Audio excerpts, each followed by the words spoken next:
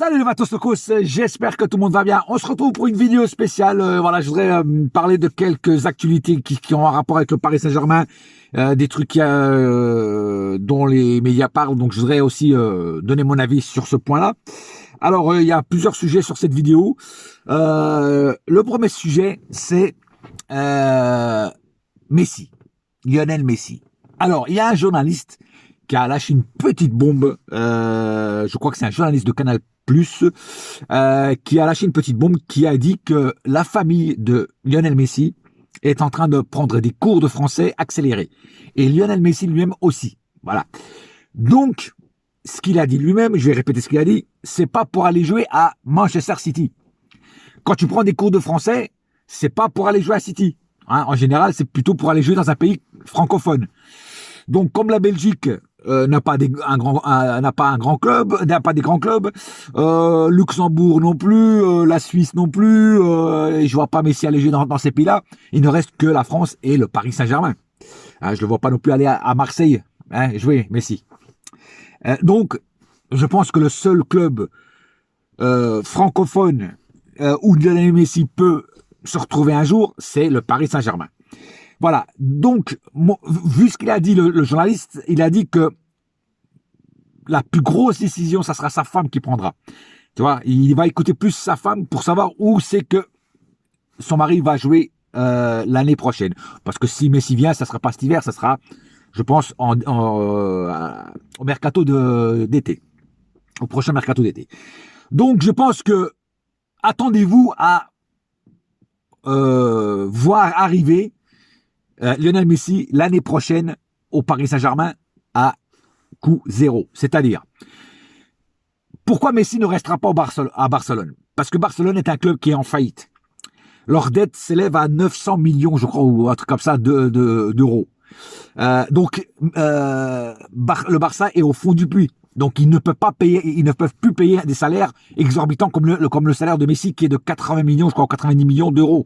C'est énorme. C'est énorme. Donc, aujourd'hui, il n'y a que deux clubs qui peuvent payer une paye comme ça à un joueur comme lui. C'est City et le Paris Saint-Germain. Et comme moi, je pense qu'il viendra plus au Paris Saint-Germain, pourquoi? Parce que je pense qu'il veut aussi retrouver Neymar. Voilà, il veut reformer le duo Neymar-Messi. Et ça aussi, ça aide. Parce que Neymar, en coulisses, il paraît que ils sont souvent au téléphone et Neymar n'arrête pas de lui parler du Paris Saint-Germain et de le convaincre de venir au Paris Saint-Germain. Et cette sortie médiatique qu'il y a eu il y a quelques mois, où Neymar il disait c'est maintenant qu'il faut le faire. Il parlait évidemment de Messi. Ça veut tout dire. Ça veut tout dire qu'en fait que Leonardo est vraiment sur ce dossier et qu'il est à l'affût de ce dossier. Même si il dit non, bon, c'est sûr qu'un joueur comme Lionel Messi est toujours envoyé au Paris Saint-Germain, c'est normal parce qu'on nous sommes un grand club. Voilà. Ok, c'est vrai aussi. Mais moi, je pense que toutes les aiguilles pointent dans la même direction.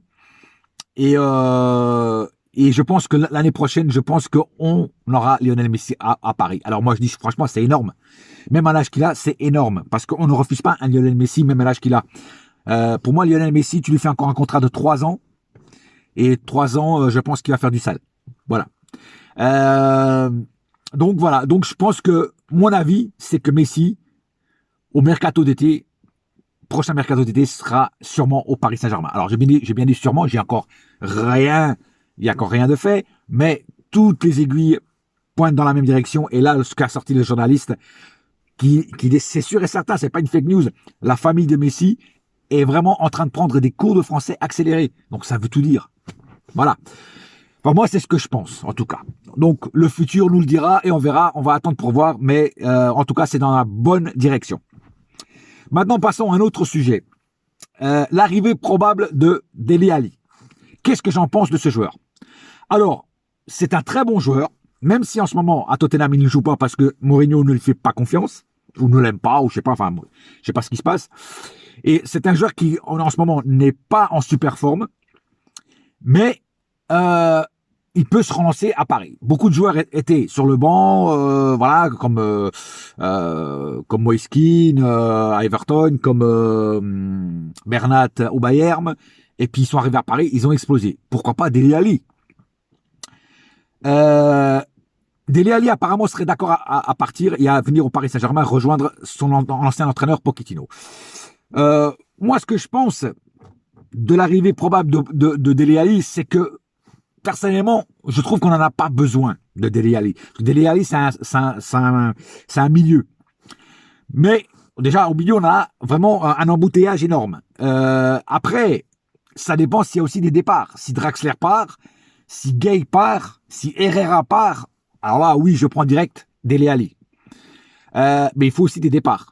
Voilà, parce que si c'est pour garder tout ce petit monde à la queue leu, je vois pas l'intérêt. À part quand il y a des blessés, vraiment, quand il y a beaucoup de blessés, c'est vrai que dernièrement, on a beaucoup de blessés à Paris. En espérant que ça change un petit peu avec le staff de Pochettino et que l'infirmerie soit déserte et non pas remplie. Mais sinon, Dele Alli, oui, c'est un bon joueur. Je peux pas dire que c'est pas un bon joueur. Moi, j'ai vu des vidéos de lui, des matchs de lui, où le mec, il est bon. Il est même très bon. Voilà. Mais est-ce qu'il va revenir à ce niveau? Ça, c'est le gros point d'interrogation. Alors, j'espère que oui. Si jamais il vient à Paris, j'espère que oui, qu'il va se défoncer. Et je pense que oui, parce qu'il veut quand même relancer sa carrière. Point positif sur ce joueur. Joueur très jeune, 24 ans. Taille du joueur, 1m88. Très bon. De la tête, pour marquer les buts en corner, très bon. Et surtout, un autre avantage qu'a ce joueur, c'est qu'un joueur qui shoot de loin. Voilà. Parce que les milieux qu'on a, on peut pas dire qu'il shoot de loin, à part Paredes, qui de temps en temps tente un petit peu le truc. Mais sinon, il n'y a pas grand monde qui tire de loin. Et lui, il tire de loin, il tente beaucoup sa chance de loin. Et ça, c'est bien. Parce que moi, j'aime bien les joueurs qui tirent de loin. Déjà, ça fait des beaux buts quand ça fait but. Et puis, voilà. Et puis, faut faire comment dire, il faut tenter des choses des fois. Et ce que je reproche des fois aux joueurs du Paris Saint-Germain qu'on a actuellement, c'est que ils doivent se rapprocher le plus de la cage possible pour marquer un but. Non, il faut tenter de loin, il faut tirer de loin. Voilà. Et lui, c'est un joueur qui tire de loin. Voilà. Donc, il a quand même pas mal de points positifs sur ce joueur. Donc, 24 ans, 1m88, il tire de loin. Et puis, il est assez constant dans l'ensemble. Alors, est-ce qu'il sera bon s'il vient à Paris? Ça, le futur nous le dira et on verra ce que ça donne si jamais il vient. Apparemment, tous les feux seraient au vert pour qu'il vienne. Apparemment, hein. Mais bon, vous savez que dans le mercato, tout change très vite et tout. Un jour, il a déjà les valises faites et l'autre jour, et ça y est, il les a défaites.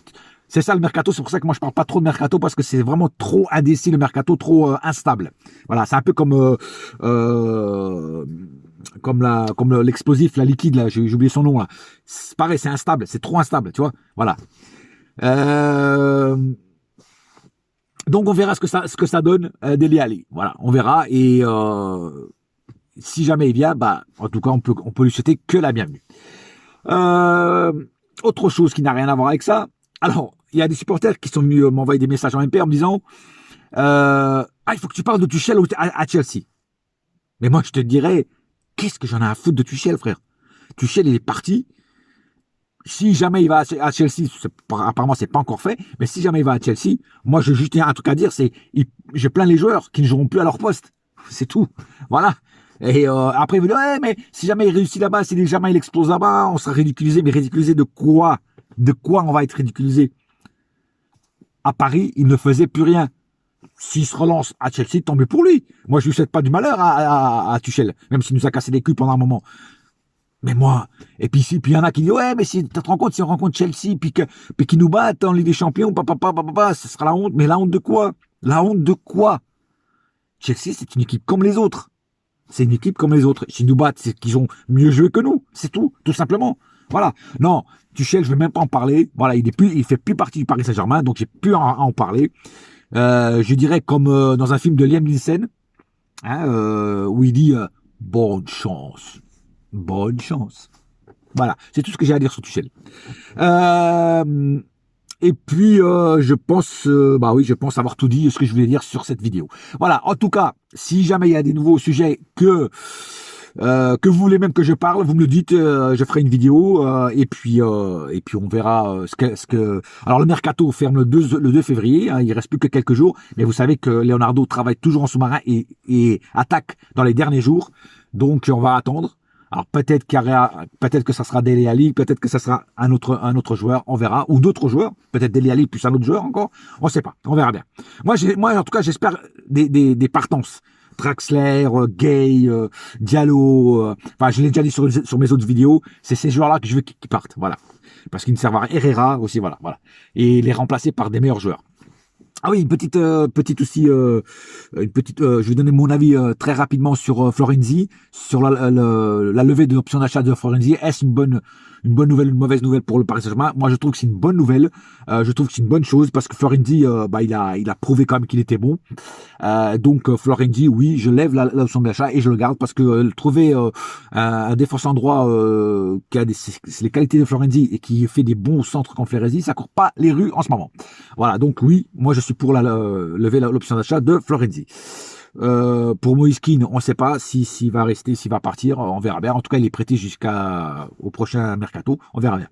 Sur ce, j'ai pas plus à dire. Quand il y aura des nouveaux sujets, je vous ferai des vidéos en ce moment et on se redonne le rendez-vous s'il n'y a pas de vidéo entre-temps pour le prochain match du Paris Saint-Germain qui est contre l'Orient. Match à 15h, je crois. Voilà. Sur ce, 15h, c'est un horaire un peu bizarre, mais c'est comme ça. Bon, sur ce, bonne journée à tous et n'oubliez pas une chose, un seul cœur, un seul club, c'est Paris ma gueule, yes my friend, et la saga continue. Oh ouais. Bouya!